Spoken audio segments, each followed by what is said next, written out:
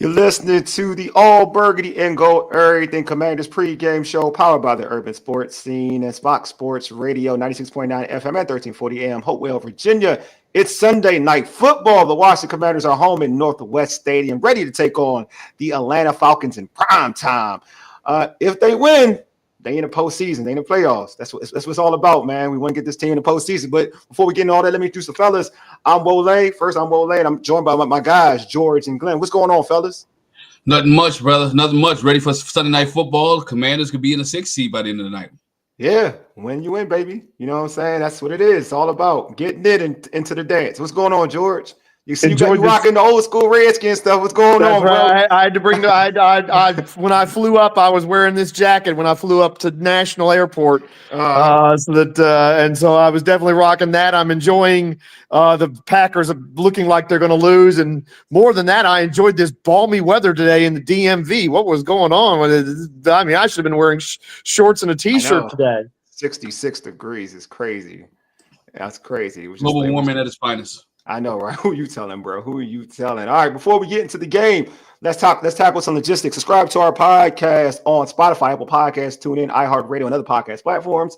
Just search All Burgundy and Gold Errything. Also, tweet us at ABG_Errything. Hit us up on IG and TikTok at ABG_Errything. If you're on YouTube right now, hit that red subscribe button also and like this video. When you like it, it does well for our for the YouTube algorithm when it comes to Commanders content. So hit the like button, also subscribe. Our pregame is also streaming on the Urban Sports Scene X handle as well. All right, here's the rundown. We'll chat with Bowie TV's Commanders reporter Candi Waller. She'll be joining us live from Northwest Stadium's media room. We'll also talk about the keys for a Commanders victory against the Atlanta Falcons. Then finally, we'll select our Commanders fantasy football selections for the day, or I guess it's for the night, right? All right, live from Northwest Stadium, we got Bowie TV's Commanders reporter Candi Waller on. What is going on, Candi? Hey, you all, and hey, welcome. My Wi-Fi is a little janky up in here, so maybe it's a lot of popular people here tonight. Because for some reason, whenever it's a lot going on, the Wi-Fi just starts acting weird. Yeah, right. Because Sunday night football, right? They feeling it right now, right? No, it's a lot of TVs, it's a lot of people, it's a lot of everything going on, and I'm like, okay. What'd you say, Glenn? It's the place to be on Sunday night right now. No, it definitely is the place to be. They've been pumping this game for about a week. They've been pumping this about a week and a half, man. It's the place to be. You got flex and everything. Come on, everybody in DC here, baby. You know, Wizards ain't winning either, so come on. Don't get folks started on the Wizards, bro. All right, so hey, so Candi, real quick, what are some of the notable actives and actives? I will tell you a notable active is KJ Osborne. Osborne is not on the inactive list. Good. So KJ Osborne will be active, which will be interesting. I think another notable not on the inactive list. The inactive list is not a surprise per se, but KJ Osborne being active, I think is notable. I also think it is notable that Mike Davis not being on the inactive list is also notable. Yes, that is a sign that he will be splitting reps with Benjamin St. Juice, as we've seen in recent weeks when he wasn't inactive. So I think those were probably the two biggest takeaways, because other than that, most of the inactive lists are the injuries of the folks that we knew that were out, and then Jeff Driscoll and Dominic Hampton. So I think those two that are not on there are of note. We know that Fedarian Mathis has been released, so he's not on there. We've talked about that in recent weeks. So it's kind of back to, status quo, if you will, on that active list. Big ups to wishing the best for Mathis. You know what I mean? He took it like a champ, though. I lost all his posts. He took it like a champ. So big ups to him. I wish the best for him. I didn't work out here, but I do wish the best for him. He showed some glimmers, some spots. I thought so too. That's why I wish the best for him. I think he has potential. I think he's different from some other individuals. I think he has a lot of potential to be to have a good NFL career. To be need better luck with health. With health, yeah, that's it. I totally agree. So you talked about Benjamin St. Juice. I kind of want to tackle that real quick. With Davis being active, before Lattimore, we saw that actually it looked like Davis was playing more than St. Juice. Do you think this will be the same thing, or you think they're going to really split? You're going to split the opportunities? It could definitely be the same thing. I'm almost anticipating that that's what it's going to be. Okay. Because we've seen In the last 2 weeks versus the Saints, and then last week versus the Eagles, just less and less and less of Benjamin. So I'm anticipating to be that, at least if it's not completely split. Yes, I am anticipating it might get more unless something goes like terribly wrong. I think one of the things that I've consistently talked about is pressure up front. Getting the pressure up front by the defensive line helps your secondary. I think one of the decisions that probably went into all of the above that we're talking about is the fact that Jonathan Allen is back. Jonathan Allen is supposed to be on a pitch count. Okay. But we'll see how that goes as the game goes. Okay. I was about to ask the questions. I was going to ask you that question about what do you think? Do you see him starting off the rep, or you think he's just going to be sprinkled in here and there? I mean, I see him starting, but I could be wrong. I mean, but he's on a pitch count, so I don't know what that looks like, and there's probably some gamemanship there as well, not being real specific about what they're going to do with him. They may not have known either. You know what I mean? But I think just based on using our clues, like I was sharing with you all, they knew he was coming back. They knew he was coming back from the game.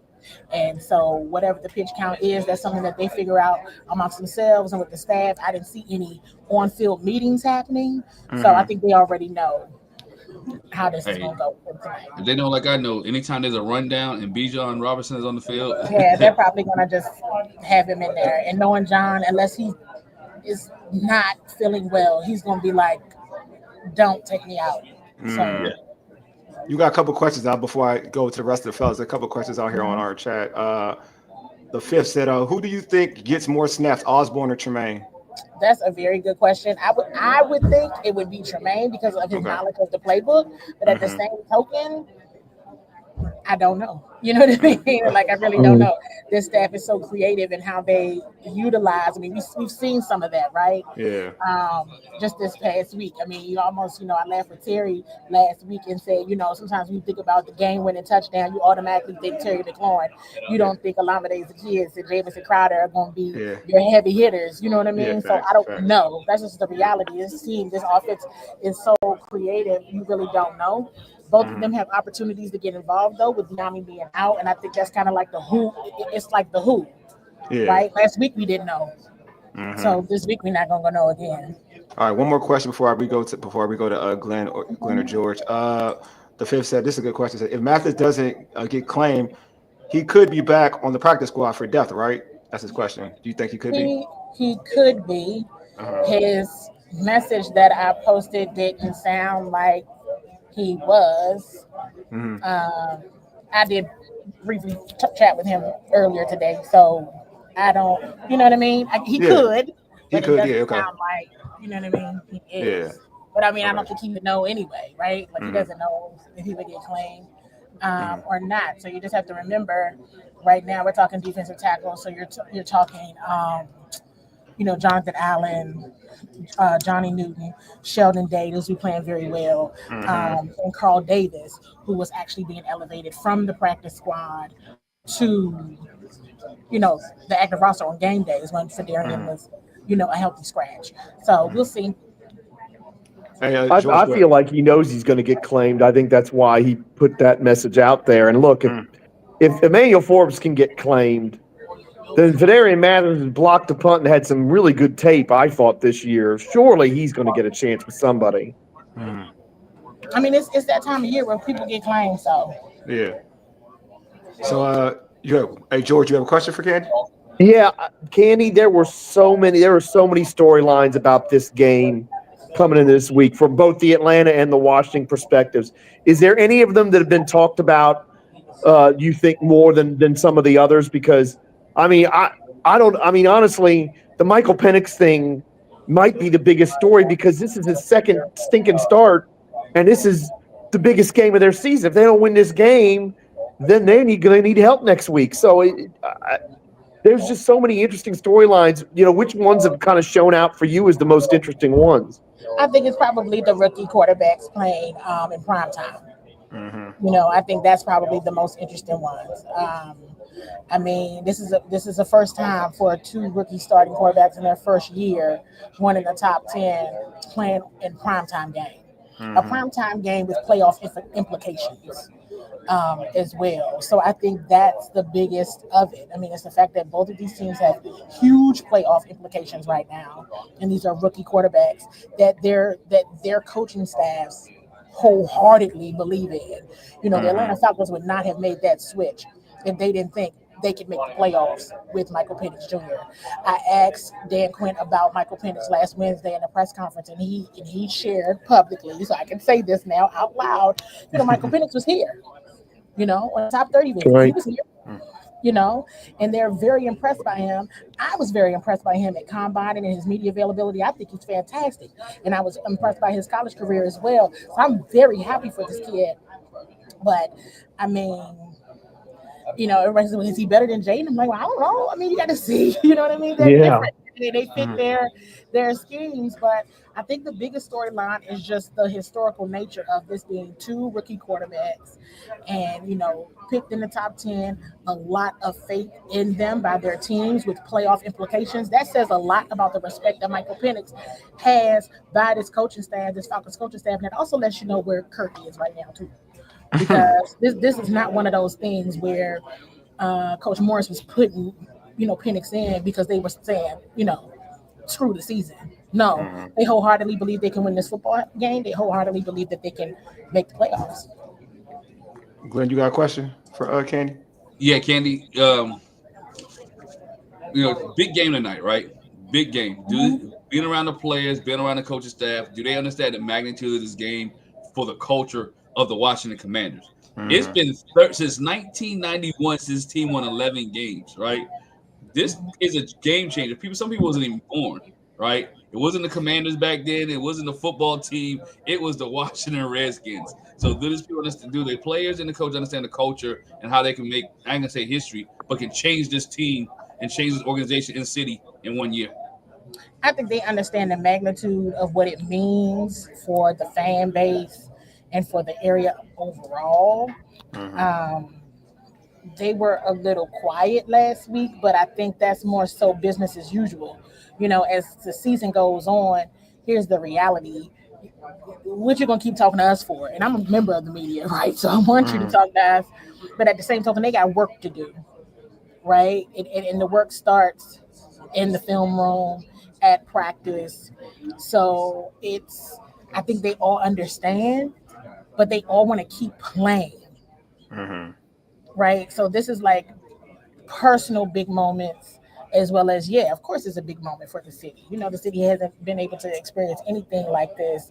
You haven't even been able to experience this, right? A 10-win season in 12 years, right? So, you know, so it's a big deal. But they're not trying to, but it's, put it like this, they like to treat every game like it's a big deal. Got you. You know, they want to win every single game. They want to treat preseason games like the Super Bowl. You know, they want to, you know, it's like the mentality. They want a sense of urgency for every single game. So I'd like to say it's business as usual. Even last week, sure, what they post online is right after the game, the excitement right after the game. But I can assure you all, by the time everybody showers and leaves, it's back to business. Oh, we lose Candi. I think we lost her. I hope not, because but building off what she just said, I wanted to ask her about. It feels like she's back though. She back. Go ahead, Candi. We lose her again. Did I lose her? It's all the same with these guys. There you go.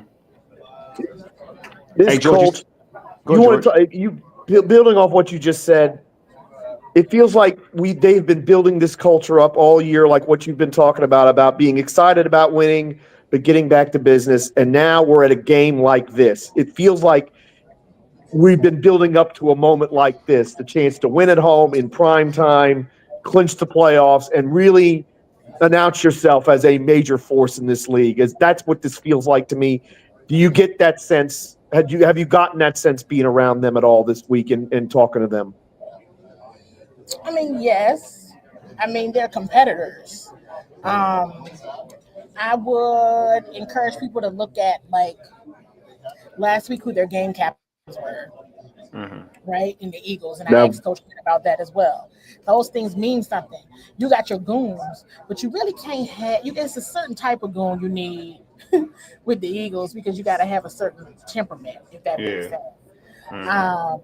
But this week he talked about the captains and the message being around being relentless, right? That is why Jaden, Frankie Levu, and Nick Ballore are the captains. Because they understand you have to approach this in a very relentless way in order to win this game. This is not a situation you all where we experienced a couple years ago where there was a head coach that didn't know whether or not you win the football game. You can make the playoffs, right? Right. This is not that. Would have been fired that day, but I digress. Go ahead. That's hilarious. I forgot all about that. That is hilarious. Oh no, I'm never going to forget. I'm kind of loud. Yeah, here. Like Candi, I ain't never gonna forget that. Never gonna forget that. Paul got a question for you, Candi. I do. Paul got a question for you, so I want to show his question.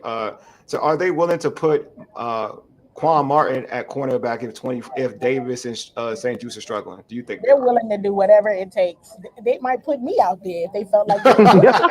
Okay, if they could win with me, they won't. But if they could, they would call up to the press box and be like, "Hey, I like that. Send her down." I like that response. I like that response. Go ahead, Glenn. You want to say something? I don't think relentless. I think is the key. Mm-hmm. Yo, so Candi, what's the keys to victory tonight? What are the keys for this Washington Commanders team to walk away in prime time with a dub? Y'all might laugh at this. I mean, I know Jonathan Allen is supposed to be on the pitch count, but make everybody understand why you came back. I like that.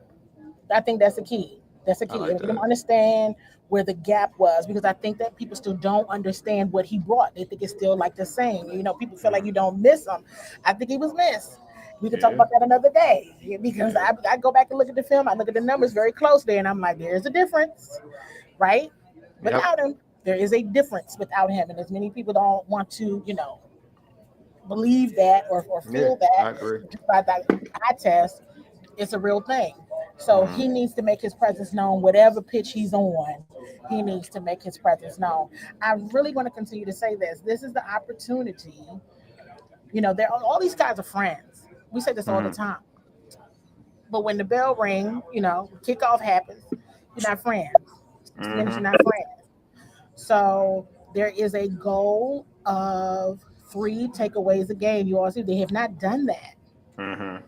They've not done 3. I want to see the 3. And another key to victory, I know everybody's been talking about this, but I think it's very real tonight. Jaden Daniels needs to stamp he is the rookie of the year.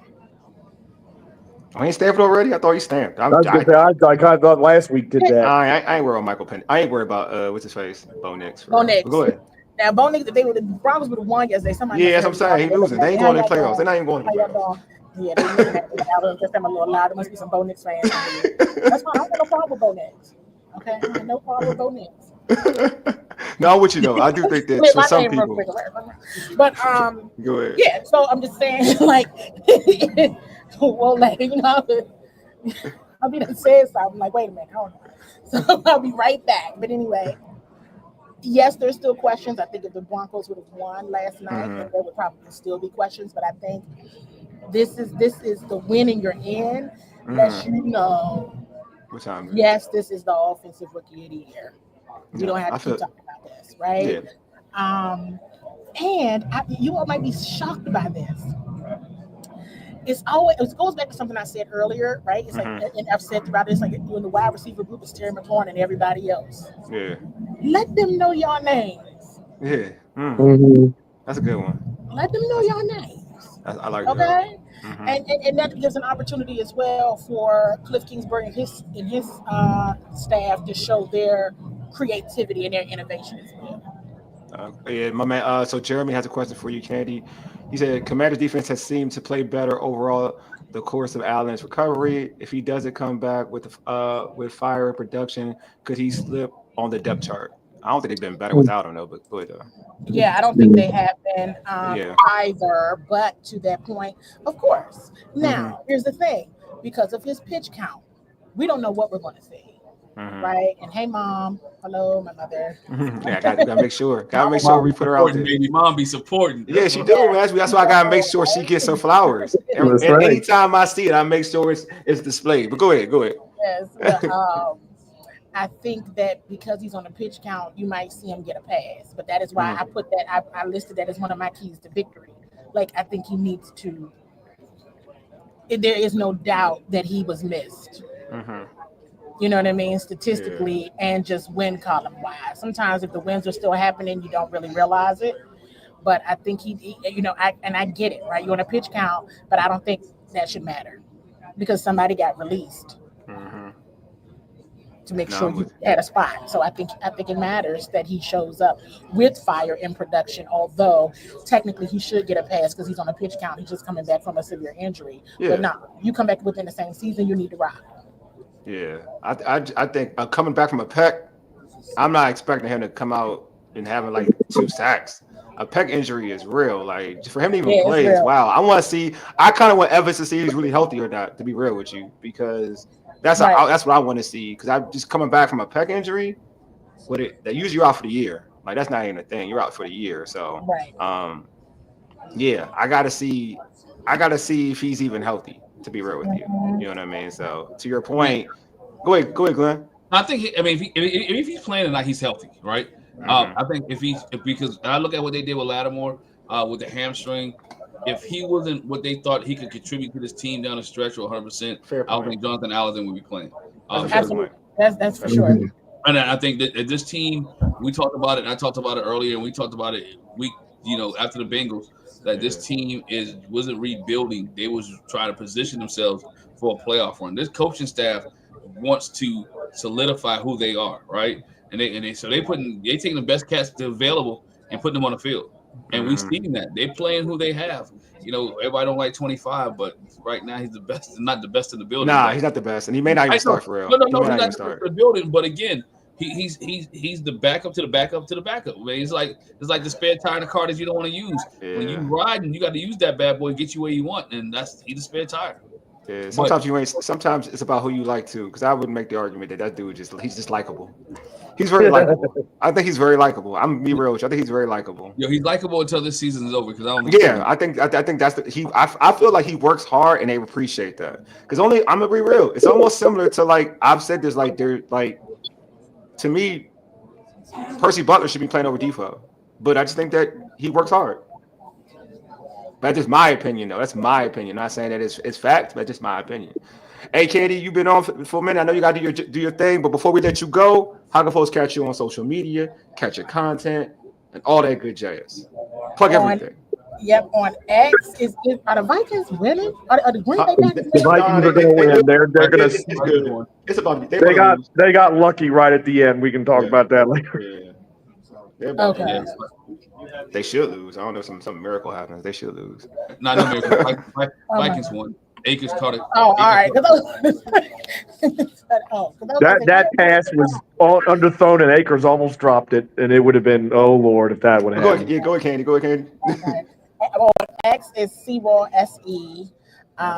Please make sure you're subscribed to Bowie TV on YouTube and follow Bowie TV Sports on Instagram and on X. You can follow me also on Instagram at CEOCWall. I'm on Facebook at Candi Waller. So you can find me. I promise y'all can find me. Okay, definitely. You'll be found. Folks know that. Look, they know the questions, Candi. I told you. They know the questions on the pressers. They know who you are. Oh, they know it's me. Right.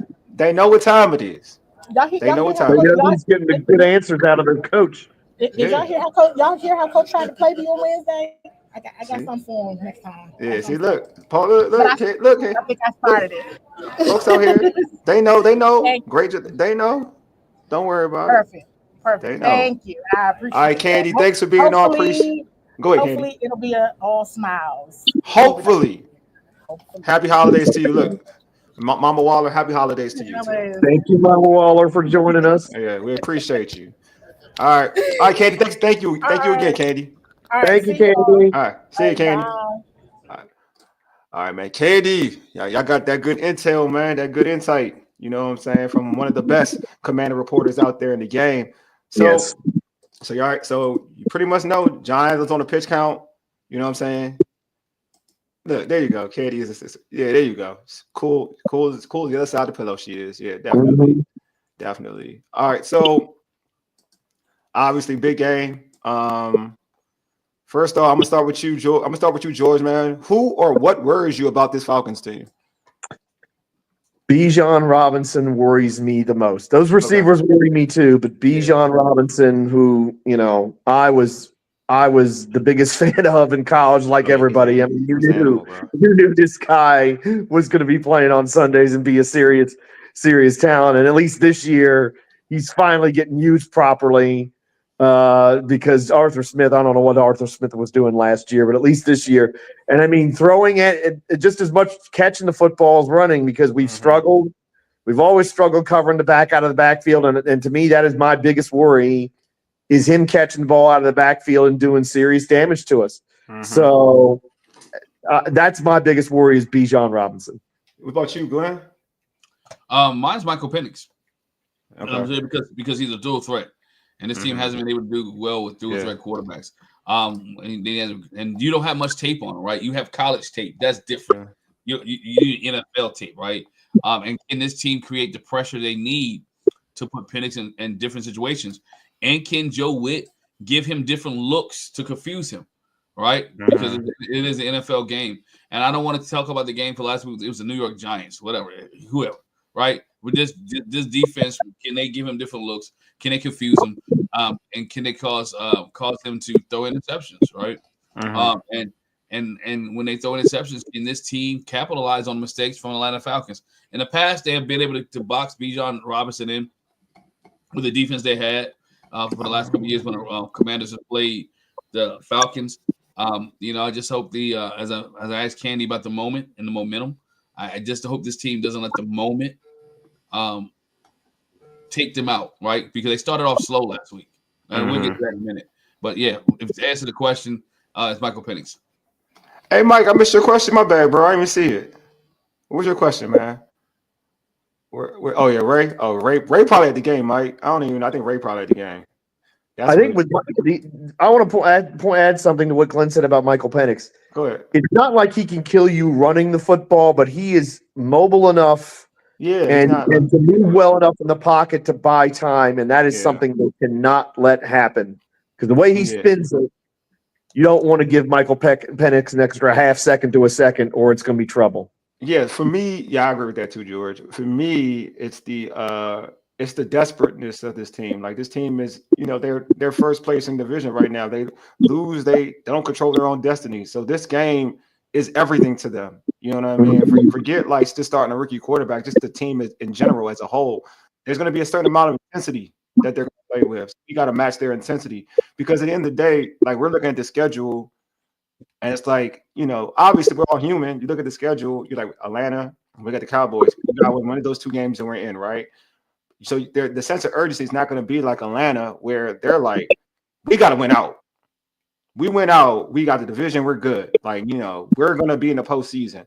So the intensity is a little different. I'm not saying Washington won't match it. That's not what I'm saying. But you got to understand, like, where Atlanta's at right now. This is desperation for them. Because truth be told, if they lose this game, they're probably going to be out, right? They won't probably make the postseason. So they have to win. So you have to match that. You got to match that vibe. You got to match that energy. Do you think that it changes the way Washington approaches this game, that now, given the other results, they're going to have to play for something next week no matter what happens? I don't think there's any question about resting starters or any of that stuff because no matter what happens now, whether it's trying to make the playoffs next week or trying to get the 6th seed, they have something to play for next week. Yeah, I think there's something to play with, but there's something about playing for something like seeding, but there's something different of like being in, like getting in the postseason. Like, you're gonna look at the Cowboys and be like, oh, they gave up. Like, you can like see it, but be advised, they beat you already, right? Yeah, so that's incentive too, right? I just feel like if we're looking at who is more desperate between the two, you're gonna say Atlanta's more desperate. Like, they really need this game the worst way, right? So that's where I would be like, my thing is match their energy. That's all I'm saying. Obviously, like, I'm with you, George, about Bijan Robinson, he's a problem. We've seen this team against the run. This guy's elusive. This guy he can make you look dumb out there on the football field. He's that type of talent. But in regards to Michael Penix, I think you saw the tape of what Michael Penix is in college, even in college, and what bothers him. If they can get him off his spot, he's a different quarterback. He doesn't throw he's not the type of quarterback that can throw from different angles and have different ways to beat you throwing the football. Like, he's not that type of dude who has different platforms throwing the football. He's not that type of dude. He's the type of dude that likes a clean pocket. We've seen that. He likes a clean pocket, and that's when he can air it out. It's essential for Washington to get him out of his spot. It's essential. If they can get him out of his spot, that he's not a big of an issue. Now, if he has time in the pocket, he can tear you up though. Like, because he throws a pretty deep ball. That's his best ball. It's a deep ball. You know what I mean? He throws a good out route too, but his deep ball is where it's at. He is an accurate, dynamic dude throwing a deep ball. That's what he has. But in terms of everything else, for me, get him out of his spot. You saw what Michigan did in not to be funny, but I mean being real. You saw what Michigan did to him in the championship game. They got him out of his spot, and he got uncomfortable. Therefore, he wasn't accurate. He had guys open. He throwing errant passes. If you can get him out of his spot, you can be okay. And even against the Giants, he didn't have the best game in the world. You know what I mean? They just had a couple pick sixes. The Giants just wanted to lose that game. So it is what it is, right? But if you can get him out of his spot, you can have success. We got some comments. What he said, yeah. Like Paul said, you can speed him up. Definitely agree with that. Calvin said, at least we got some NFL tape on Penix. Yeah, we got some from that first game, which is, I think you can put 2 and 2 together from what he did in college in that game too. You can put 2 and 2 together. What's up, Dujanay? Appreciate you, homie. Penix was your quarterback number 1. He wasn't mine, but I get you. I feel you. No, I think without the medicals, I think you could have had an argument for that. I think without the medicals, because again, spinning the football, not even Caleb or Jaden was better than him spinning it. Yeah, I just feel like, him throwing up I saw a lot. For me, when I watched it, like throwing up the middle was an issue for him, to me. And then also he needed a clean pocket. Like, you're not going to have a clean pocket in the NFL. You're not going to have that. You know what I'm saying? With Mage Jaden and some other quarterbacks drafted ahead of him, like, they can ad-lib better and still throw the ball on the run. He wasn't that type of dude. He has to go left to throw the football. He has to go left to really get to be coolly throwing the ball out the pocket. Like, going right ain't a thing for him. And he throwing across his body, he's not that type of dude. He don't throw from various different platforms. That's all. Like, but if you give him a pocket, a clean pocket to air that thing out, he can kill you. He can dice you up. That's why it's important for the Washington Commanders and this defense to stop the run early, right? Yeah, I agree stop the run, because you can stop the run, you eliminate play action. You eliminate the play action. So now that's why Jonathan Allen is key here, because we know this team is the worst, one of the worst teams to stop the run. They have to win tonight. They also got to stop the run. Stopping the run is key. Putting him in situations where he's not comfortable. 3rd and longs, 3rd and 6s, things of that nature, right? Has to be able to put him in those situations. Don't make him comfortable early. Yeah, right? I like this. First row. I like this from the 54th first row game for Penix, and it's raining.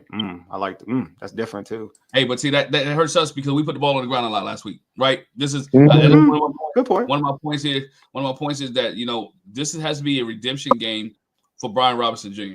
Right? It has to be a redemption game. When I say that, because he didn't play. If you look at the last week's game, right? Yeah, he set the second quarter and the third quarter after he dropped the last fumble. He didn't. He changed. It came back in late to try to close the deal, but they had him out. He was sitting down. No, he played. No, I'm be real with you, Glenn. He played. He just wasn't the same dude after he fumbled. He just wasn't the same runner. Yeah, but he wasn't featured. He got, like, when he fumbled, they put him right back in. Even the last drive, he was in the game. The last drive. The last drive. So he played. My thing is, like, even when he ran the ball, he didn't run the same. That's the thing. It was already in his head. He was already shot. Yeah, he was already shot. To be real, remind me of what Antonio Gibson, right? I told you, you gotta hang on to the rock. Antonio Gibson, you gotta hang on to the rock. Yeah, don't football. You can't fumble football. This team can't afford to come out, like I said, like a Ron Rivera slow team tonight. You can't give Atlanta any type of life. They watch the scores like you did, right? They know Tampa Bay won tonight. They know exactly. They know they have to win the football game. Facts. They know that, so they're gonna give you, as you mentioned, Wally, they're gonna give you everything they got. So this team can't come out slow. This team has to match, as you mentioned, match the energy, pound for pound. Hey, when there's a scoring opportunity, get it done.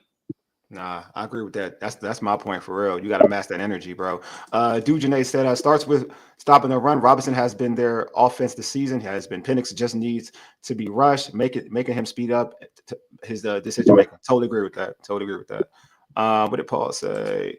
They got Penix two receivers that might end up with 1,000 yards by the end of the night, though. Both Mooney and London are pretty close to 1,000. They're pretty good. Penix only. Paul said Penix only at this point has a fastball, can't throw, changeup yet.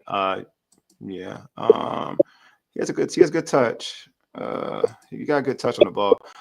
All right, coach said, what specifically did Washington do versus Philly in terms of run defense? Oh, they just loaded up. In the second half, they just loaded up scabs, bro. They just loaded up. That's what they did. They loaded up and they stayed in their gaps and they loaded up. That's what they did. Yep. They was like, let Pickett beat us. Truth be told, that's what it was. And they felt like they didn't have to worry about him running out the pocket. So they just loaded up. The problem is, though, they had Lattimore for most of that game. Yeah. And they didn't have to face Hurts, so exactly. they could do that. We don't have that. Look, man, they scored 40-some points. They scored 40-some points today. Definitely not the threat running that Hurts was. So. Yeah. I'll say this. They scored 40 points today. I don't care about the Jalen Hurts being hurt thing anymore. Oh, no, that's true. And they had their third quarterback going in. They scored 30. They scored 30 against us. They scored 30 against us. They scored 40. I'm not worried about that anymore. That narrative's done to me. Yeah, but I said it on the weekend. I said it on our podcast this week. Jalen Hurts doesn't play defense. Yeah. That narrative's done. They scored 40 points. That narrative's done. They scored 33 against us. Play half the dadgum game too. Yeah. Then they scored 33 against us. That narrative is done. I don't want to hear that narrative anymore. Yeah. B-Rob will bounce back. They had him in the game on the line. Exactly. Yeah. Caught a pass of a first down late too. I just felt like he didn't run the same in terms of as a running back. But yeah, I agree with you. Like they believed him to have him back out there. So it wasn't like they were like, you're not playing anymore. But definitely, if you watch the way he was running the football, you could definitely tell that he was concerned of like dropping that thing on the ground again. Because he wasn't running with the same vision. It was more protect the football type of thing, which I get. When you fumble the ball twice in the game, that's what happens, right? You're gonna have that type of thought process. So I'm not mad at it. So for you all, man, it's not on here, but like for you all, what would you rather? Because St. Juice is out there on the chat. I can see a lot of St. Juice talk. So let me honor that. What do you expect to happen with St. Juice? Do you feel like it's gonna be a lot of Mike Davis, or do you feel like it's gonna be half, or you gonna feel like a lot of St. Juice? What do you feel is gonna be the situation? I'm starting with you, Glenn. I think it's gonna be half and half, man. I think they both get the opportunities and get the opportunity to shine. I think towards the end of the game, whichever one is playing the best is gonna be on the field. I think this team, this organization, I don't want to say they trust St. Juice, but again, you play who you have in your house, right? Yeah. And so they think St. Juice is able to cover it. Now, does he tackle well? Nah. Is he good for a PI? Yes. But St. Juice has been pretty decent against this Atlanta team in the past when he played. But again, you had a Cam Curl on the field, right? So you had different things of that nature to help him out. He's gonna get you a penalty too. We can just take it. Just hope it doesn't lead to a score. Mike said he's gonna have 3 penalties from St. Juice tonight. I hope not, Mike. Man, just don't let. And he can get 3 penalties, man. Just not big penalties that extend drives. Just not penalties that extend drives, man. That man about to have 3 penalties over under that thing, bro. Over under that back and forth thing, and it's like, well, if somebody has a real mess up on one drive, then they're going to go to the other guy, and then when he has a big screw up, they go back, and it just kind of goes back and forth all night between the two of them because what can you do? Santiago said be split. He thinks they'll split. Yeah, I ain't gonna lie. I think Mike Davis is gonna play more. I think we'll see what we saw against the Eagles, where it was more like 60-40 or maybe 70-30 Mike Davis to St. Juice. If you want to call, I think St. Juice will be out there, but he won't be out there like the majority of the time. I think he'll have his maybe, but Drake London Drake London effect makes him a possibility. But Drake London last time, if I remember correctly, the game in Atlanta, Drake London was giving him work last. Was that last year? Yeah. It was. I think Drake London gave him work last year though. Mooney's a good route runner and he's fast. He's not just fast. Mooney's a good route runner. Yes, he is. So Mooney's gonna be a problem. I don't think you don't want Saint. I think Mikey. I think obviously they don't follow. So we're not gonna act like they follow whoever. Mm-hmm. I think that you will get a situation with St. Juice's on Mooney. I don't like that matchup. Yeah, great hands too. Yeah. I don't like the Mooney St. Juice when they position him against St. Juice. I don't like that matchup. But so it's not like, Mikey's going to be on Mooney. Like, it's not going to be a thing, right? Mikey's going to be on one side. St. Juice is going to be or Mike Davis, whoever is going to be on the other side. And then we'll see what happens. They're going to try to, find the mismatch. Like the staff, I agree with this. This staff likes matchups. St. Juice is better against bigger wide receivers. I mean, relatively speaking, I guess. I mean, they all do work. So, I mean, he's better, I guess. Yeah, he's better against big wide receivers. But Mike Williams ran right by him, and he was a big receiver. So I don't know. But we go back to something Candi always says: it's better get that quarterback's uniform dirty tonight, or it's going to be a problem. Yeah, he did. Bateman ate him alive. Yeah. Ugh. Yeah, he did. He's going to definitely get a grab though. Let's not lie to ourselves though. He's going to get a couple grabs. Like, I mean, I want everybody to get it out right now. Get your frustration out right now. That's gonna happen. All right, yeah, we just have to just claim it. Like my mom tells me, like, you want something in life. I mean, something in life you claim it for this situation. Just acknowledge it's gonna happen. Claim it. You may want to claim it. Maybe you want to claim that he doesn't grab. Claim that he doesn't grab. That may happen. But I'm a realist for this situation. He's gonna grab. Like, claim that the ref doesn't call it. Claim that. Oh. He grabs every time. He grabs every time. It is what it is, right? Yeah. We just hope he. It is not in a key situation, as I mentioned earlier. Go get your woosah. Get your woosah on right now. Yeah, get it out now. Like, I'm serious, get it now. Like, don't be mad. Like, when he's in the game, because he's gonna get in the game. Like, he's gonna be in the game. Yeah. So he's gonna be in the game. Like, does he start? A whole different thing, but he's gonna see some. He's gonna see some action. All I'm just saying is that when it happens, just don't be overly frustrated. Because I know I'm going to be. I'm not gonna lie to you. I'm going to be. I won't even lie to y'all. But but it won't be for a long time because I'm gonna acknowledge that this is supposed to happen. There's certain things in life that are supposed to happen, like air to breathe. You need air to live. You need it. You need to drink water. You need it. St. Juice needs to grab. There's things in lives he needs to grab. There's all those things in life you just got to accept. I accept it. So that's what it is. You just got to accept it. All right. So Jonathan, Mike said, I'm going to be pissed. Sorry. Well, they sorry. It's okay. I understand. I'm just telling you to accept it already. 50. Yeah. The 54 said, Mikey and Noah have been playing well. They have.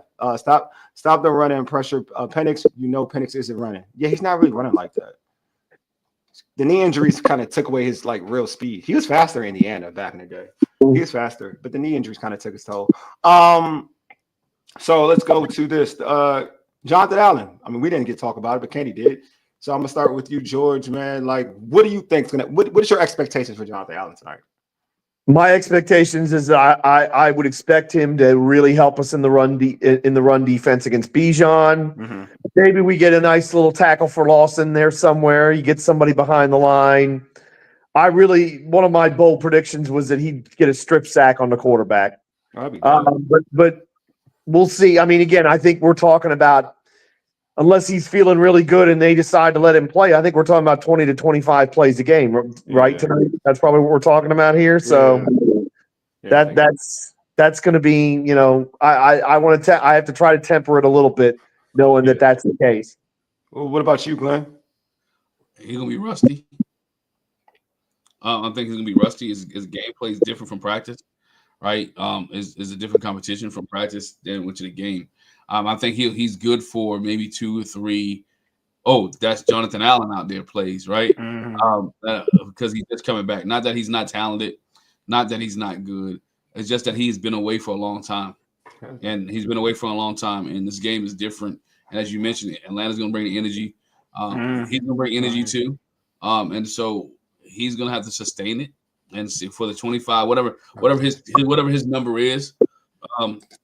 You will hope he will be dominant and get it. But again, it's like somebody who's coming back off an injury from wrestling or injury from something else. It's going to weigh on your mind, right? Yeah. He'll see tonight how healthy he is and what he can do, And I think he'll make some spot plays, but I don't think he'll be enough to say, you know what, Jonathan Allen took over this game. So I like what Paul said.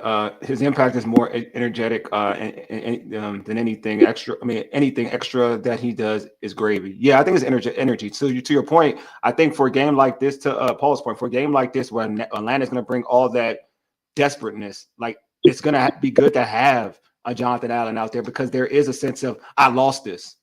Like I lost this. And I thought I wasn't going to have this again this whole season. And now I got the opportunity to play. Something about that. Like when you're away for something for so long, there's rust, yes, but there's a different level of energy and excitement, exuberance that you have in that one game compared to playing the whole season. Like that excitement to play that one game. Like for me, I'll use me an example.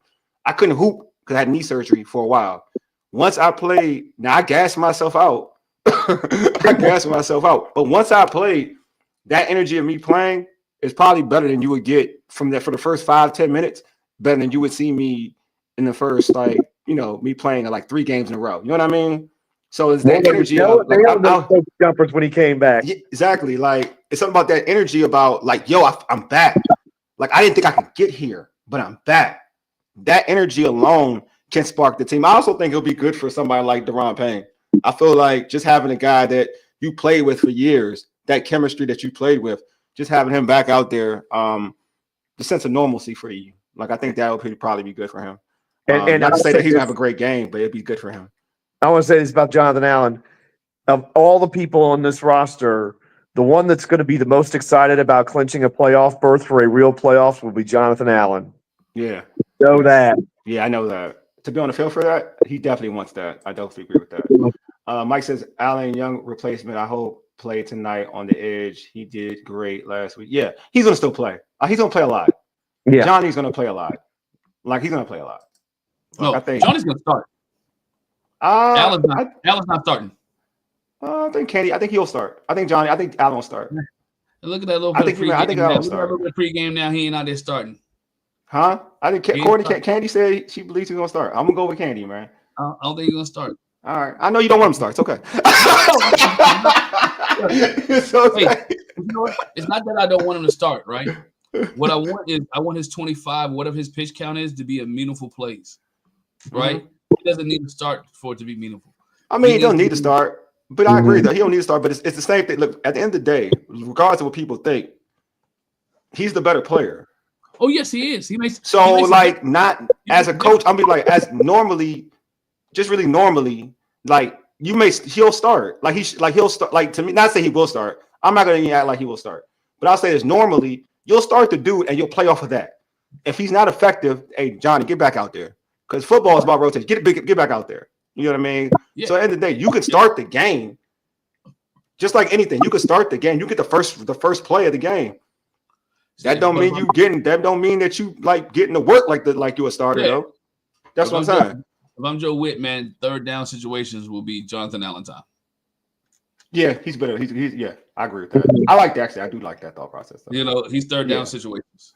Yeah, and I think it kind of reminds me of like for the fan base, because like a lot of people, I remember this like in this process when Joe Gibbs 2.0 and when LeVar was trying to get back healthy, and then they were trying, and LeVar wasn't playing for a while, right? I want to say it was Wark Holtman was playing over LeVar, because Lindsey, the defensive coach, or not the linebackers coach, wasn't like vibing LeVar,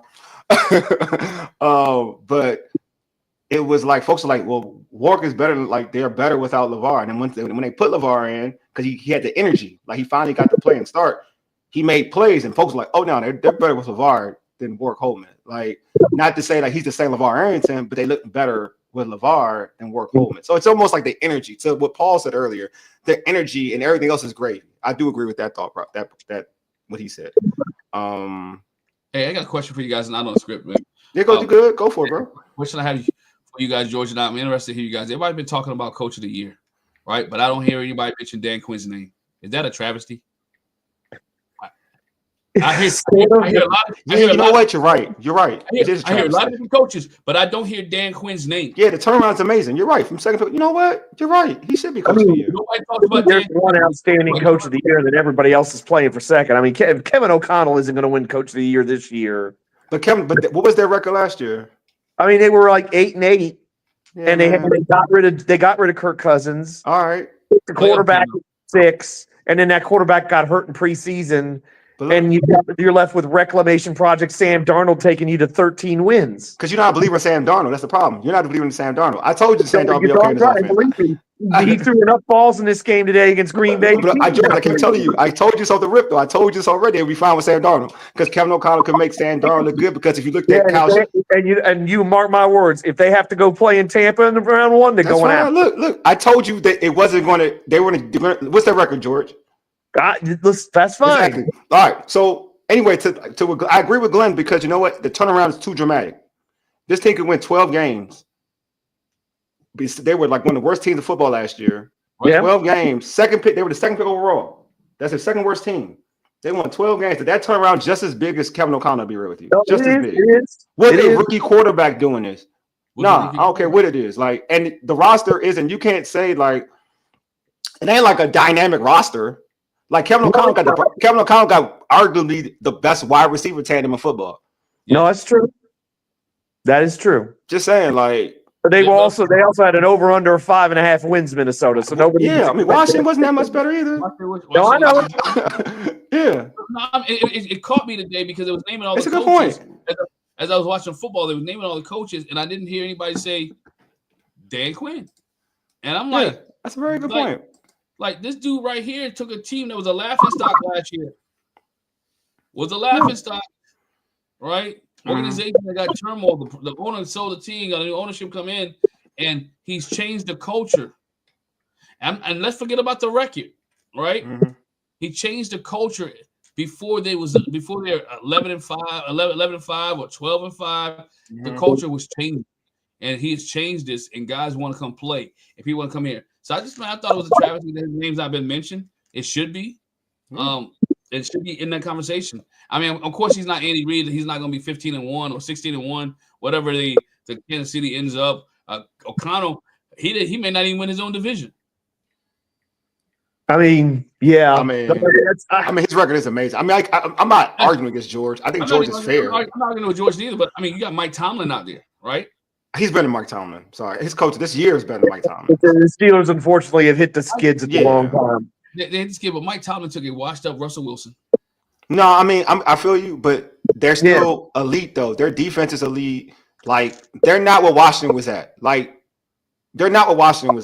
Right. It should be, to your point, Glenn. You have a valid point. George has a valid point. Like, I think, Minnesota definitely, O'Connell deserves, first place votes, too. I think that Quinn should be in that same regard, though. I agree with that. I respect Mike Tomlin. Mike Tomlin's an awesome coach. But if you're telling me what Washington came in the season with and what he came in the season with, sorry, you're not in this discussion. You're not in this discussion. Are you one of the best coaches in football? Yes, but you're not in this discussion. You lost a quarterback. You lost. Minnesota lost. They're going to probably start JJ. Then they lost JJ, and then they went with what's my guy's name, George? Who you don't Sam like? Darnold. I mean, Sam Darnold. 13 games with a bridge QB because that's what he was. That's pretty dope. That's pretty dope. I mean, but pretty dope. I'm just saying, like their roster, it's a good roster. That's all I'm saying. It's not as bad. It's not a bad roster than ours. Yeah, although again, Brian Flores, great coach, is making magic with not a lot of talent on the defensive end, and that's why he's probably I think he's getting a job this offseason coming up. We'll see. He's going to have to learn because I had a friend who played for him. He's going to have to learn how to handle people. Yeah, he's going to have to learn how to handle people. He's a hell of a defensive coach. Yeah, he is. He's got it because the longevity of it, like the longevity of coaching. Like he'll be good for a year, but he's going to have to know how to work with personalities. That's the only thing he's going to have to worry about. But it's just like when you take what he's done with that Minnesota defense here and that talent they've got, it's jaw-dropping to me. He still got that stink on him from he still got that stink on him from the NFL, man. They paid him a lot of money. They settled. No, I understand, but I'm in awe of that guy because he's a good coach. Bro. Nobody thought that defense was that good. No, and how he's done it, I don't know. I can't explain it. But he's done it for to his credit though. He's been doing this he's doing it in the Dolphins too. Like he's just a good coach. This is even better than what he did with the Dolphins. I agree. I agree. I totally agree. I agree. All right, so I'm gonna let y'all predictions. I'm gonna start with you, Glenn. Give me your prediction, bro. I went back and forth on this one. Oh, okay. I did. Okay. because No, that's I good. don't want what they have happen. I went and had to go back to the Bears had all high. I don't want them to have be high and go into the Philadelphia Eagles last week and come out slow. Right? Good point. They can't come out slow today. They can't come out slow tonight because again. So I want to make sure. I'm not gonna get no hate. I'm going. I think Washington wins this game. Okay. I don't think it's a blowout. Okay. I think this game is close. I think it's gonna be 27-24 Washington, and they get the dub. It's a fair point, Carousel. It is a fair point. Yeah. So George, what about you, bro? My score's not all that different from Glenn's. I'm going 27-17 because I just feel like we're going to get to Penix and we're going to make him make a few mistakes, and it will just get to him enough that those receivers really don't burn us. And we're going to load up on Bijan because we have to. Yeah, you got to. We've got to load up on Bijan. I think we will. So 27-17, which is, that's not a rout or anything, but we ought to be able to move the ball in Atlanta. I know they've had some big games this year, but I've watched plenty of teams go up and down the field on them. And even in this weather, if there's a weather situation up in Landover, Washington should be able to move the ball on these guys. So 27-17 Washington. Santiago has 24-17. Paul has 30-17. I'm gonna tell you, Mike, you're gonna hate me. I'm gonna have 30. Oh, you gotta do what you gotta do for the good. I got to. I'm working, bro. I'm working. My magic is like that. Don't ever get it twisted, Mike. My magic is wonderful. I got it 30-27 Atlanta. There you go. It is working. My magic is on. It is on point right now. Hey, Mike. Yeah. That Michael. Let your magic work. Let your magic work, and let's not have to make this game next week, the Cowboys game, be the game that exactly, bro. 31-20. Let's make it for getting that 6th seed. Gotta stick. Yeah, thank you, man. Gotta stick with the good magic. I know, bro. I've been killing. I'm gonna tell you, as soon as they lost that Cowboys game, I was like, this got to change. Like that was the game. Like I was still picking them, but in the Cowboys, that's the one that was like, hey, this is not working anymore. Me picking them is just not working. Like we lost to the Cowboys, like the way they looked. Then I was like, yeah, we gotta go back to not picking them. Like we gotta go back. And look what happened. We beat the Eagles. We beat so many. Like now, look, like we got like George predicted us to go 4-0 in this stretch of games. Now we're almost there. I can't change. I can't mess this up for George. Hey, Mike, I agree with you, Mike. Don't praise it. Don't praise it, Wally. Don't praise it. Oh, facts. No, I have been praising it the whole time, and we've been winning. I'm praising it anymore. Anyway, I'm not changing my game plan. It's been working. It's been working. I'm gonna do opposite of it. No, I won't praise it. I won't praise it. Well, I was praising it before for you, Mike. Yeah, I'm gonna keep praising it because it's working. Oh, yeah, I ain't go. You had me you had to stop and think. Like, am I doing anything different? No, I'm not. I'm keeping everything the same. If we win tonight, I'm playing. Going back to Cali by Biggie. Oh yeah, there you go. Because that's becoming more and more likely. The burgundy uniforms. Wait, we would be playing the Rams. Yeah, if we're the 6th seed, we'd be playing the Rams right now. I like. And boy, Rams. They didn't look so hot. They're not consistent enough for me. I'm with that. I mean, I had to think about this. It don't matter. Like I feel like any situation, we're probably going to be playing. Like if we win, we'd probably play Detroit. So there's no way I can avoid Detroit. I've been trying to avoid Detroit. Well, you could avoid Detroit if Green Bay's a 7. You could avoid Detroit. I mean, they can still lose. No, I mean, chances are likely that they even they're 7. That's going to be hard for them to beat. Like it's still going to be hard. It's going to be hard. Really there is a scenario where we can avoid Detroit in round 2. Yeah, I mean, I would love to avoid Detroit. Hey, don't avoid Detroit, man. Go through where you can and let this team fit in when they I'll get avoid it. Detroit. I know what you're talking about. I'm avoiding Detroit. I know what you're talking about. That sounds good. To get where you want to get to, you can't avoid them. Nah, man, I'm avoiding Detroit, man. No, I'm avoiding Detroit. I'm gonna avoid Detroit all the way to. I would avoid Detroit all the way to the championship game if I can get it, and that way Detroit has all the pressure on them. They have to win. So there's so much pressure on them. No. I'm avoiding Detroit as long as I can. as long as I can, I'll avoid Detroit. I know, Joe. I mean, Glenn, you have the right thought process, though. Don't get it twisted. It's a good thought process. Like you got to beat, like Ric Flair. To beat a man, you got to beat the man, right? So I like your point. Exactly right. But I'm just saying, I'm avoiding that squad, though. I'm just avoiding that squad if I can. You know what I'm saying? Val, you're right there. Paul say avoid the lines by getting the 260. Yeah. Best situation, man. Yes. Put yourself in the best situation. I tell people all the time. I tell them all the time when you do wrestling brackets, you want to be you want to be number 3. You want to be number 3 seed. Yeah. All good things must come to the end. All those were at home. The 54th. All those were at home, though. They were all at home. Yeah, all were at home. All were they home. were. We beat Barry Sanders in 91. I was there for the Gus Barat game. You were there for the Gus game? Yeah, the playoff game against Gus. Yeah, that was a good game. That's Brad Johnson. Yeah, it was the 99 season. I was at That's Brad Johnson. Brad was a quarterback in that one. Yeah. Stephen Davis. And I walked out of that stadium thinking, all right, we've been bad for 7 years, and now we're going to be good for the next 10. Yeah. Stephen Davis got busy that game. I was there. I remember the Barry game, the NFC Championship game. We beat Barry because we strapped Barry down that game. We stuffed Barry. They totally. The funniest part was after that game is when Barry wanted to that starts talking about I want to come to Washington. Yeah, we strapped that. The excuse was, the reason Washington beat Detroit the first game of the year was they didn't have Barry. That's why it was such a blowout. Like Herman Moore ain't do nothing. We was burning that squad that game. That game was lovely. I was scared of Barry. I was scared of Barry. I was like, God, we got like Barry. Oh God. I wasn't scared that year of anybody. Oh no, I wasn't scared about the team as a whole. I was like, dang, I don't want to be upset because I was so close. Like I was so close. Like I felt like it was so close to win the Super Bowl, and we did. We won the bowl that year, so it was great. That's right. It was great. It was a great year. 91 was a great year. I was in the 6th grade. I was in the 6th grade, so I remember everything. So I remember everything about 91. 91 was like my year. I could tell you games. I can tell you games blow for blow. Man. That was a year. But let's go with our fantasy picks, man. I did my predictions. Our fantasy picks for the night. I'm gonna start with you, George. What's your fantasy pick for the night, bro? For the Commanders. You know what? I'm gonna do something Glenn's done a few times. I'm gonna say Washington defense. Because then we're gonna get some turnovers, get some sacks. Washington defense is the fantasy pick tonight. Man, I hope we do win big, bro. Kevin. Happy holidays to you, Shanika. Happy holidays. You said Washington. You got the defense.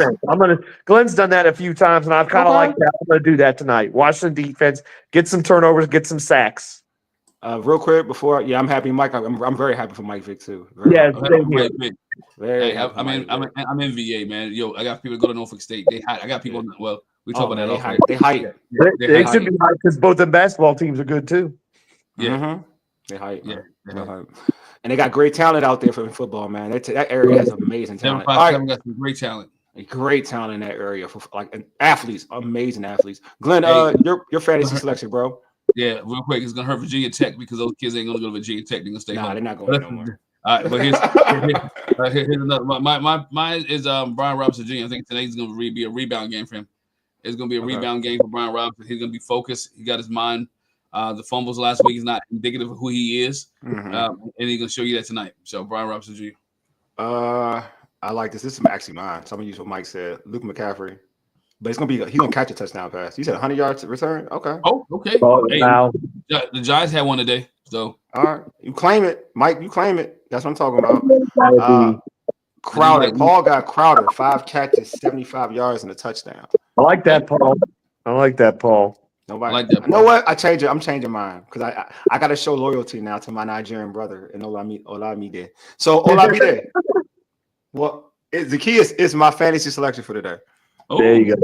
You know what I'm saying? That's mine. See, I've grown. See, I can mature. I can grow.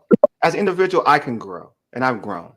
To a point when I used to trash this dude, and now I could pick him as a fantasy selection. Yeah, you did trash him, but he was trashing him as a returner. Well, yeah. I trashed him as a receiver too. Like he was dropping. He dropped the ball. I trashed him. He dropped balls. Yeah, he dropped balls. I said, yeah, that's a good one, Glenn, about B-Rob. Yeah, they like B-Rob. Everybody with you, Glenn, about B-Rob. They with you. Yeah. I think it's a game. I think B-Rob, I like that one too. I think B-Rob he's a motivated dude. Like a game, like you talking about, Glenn, having the game he did last week. I can only imagine how he's feeling and how hard he's gonna run this game. So, all right, y'all, man, this has been dope. But before we end the show, don't forget to tune into our post-game show directly after this game. We'll be on YouTube and IG Live. We'll also be streaming on the Urban Sports Scene X handle. We're going to have DH join us from the Breaking Command podcast. He'll be our guest. Subscribe to our podcast on Spotify, Apple Podcasts, iHeartRadio, and other podcast platforms. Just search All Burgundy and Gold Errything. Also tweet us at ABG_Errything. Hit us up on IG and TikTok at ABG_Errything. Right now, if you're on YouTube right now, hit that red subscribe button and also like this video. But again, man, this is going to be a great, hopefully it's a great game. Hopefully we partying. Like, that's the thing. I'm hoping we partying after this day, for real. I want to read some couple fantasy selections. I don't want to leave anybody out. Jacoby said Zach Ertz, 78 yards and 2 touchdowns. I wanted to choose Zach Ertz, but it's like I choose him a lot, so I tried to stop. I like Zach Ertz. I like that Zach Ertz selection. Yeah. Paul said we need to come out and put the BTA. Yeah, I know. I know. I'm not gonna say that, but I agree with you. I totally agree with you, Paul.